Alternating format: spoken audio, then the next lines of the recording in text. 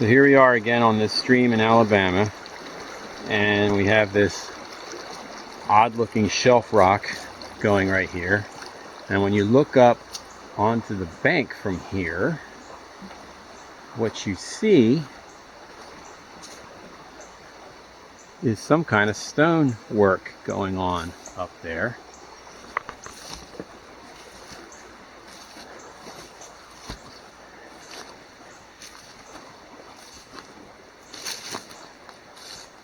And you walk a few yards back into the woods and you find this. What in the world is going on here?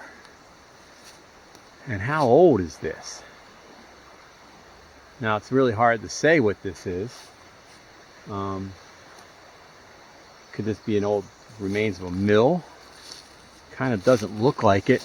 It looks more like perhaps a support for a bridge that went across here once upon a time, right across that creek. This is a real stark reminder of something that we as conservationists and managers have to deal with, and that is what we call legacy effects or legacy alterations in these streams. And that's just a fancy way of saying people were here, lived here a long time. White men have lived here a long time.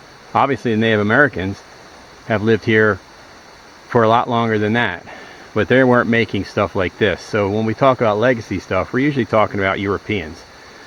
It's a reminder that people have been altering the streams and rivers of the eastern part of the country in particular for centuries. Long before there were photographs and documentation and people worried about what effects that might have on the stream. Now this here seems relatively benign, but not always, right? And then you have to wonder about these rocks here. Were these just serendipitous, that they happen to be right here, that they're going across the stream like that? Or were they moved that way, or did they have some help, or something like that? Did they alter the stream bed in some way to create that road or that bridge or whatever that was going across here? It's hard to say. And these are the questions we have to keep in mind, in that, what is the baseline? What was the historical condition of this stream? If we were trying to restore this stream, to what are we trying to restore it to? To what it was 100 years ago? To what it was 1,000 years ago? How do we know what it was like 1,000 years ago? There's been some really, really fascinating work done on the effects of legacy activities on stream habitat.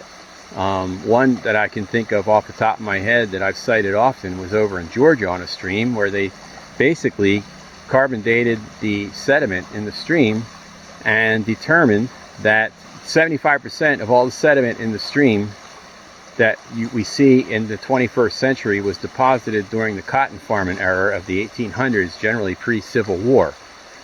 And it would take something like 1,000 years, if no more sediment was ever put in that stream, for it to go away.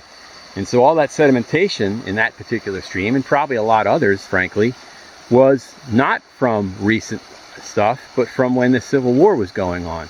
You might imagine that land use practices back then were a little bit less stringent than they are now. And if you see pictures of the pre-Civil War era, or even immediately after the Civil War, assuming we're not talking about a battlefield, one thing that strikes you a lot in those old pictures is how few trees you see.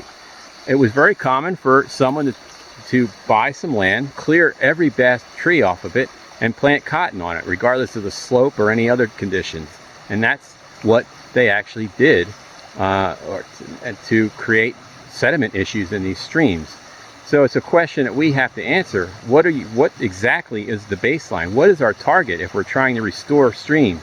It's a very thorny and hard to solve question.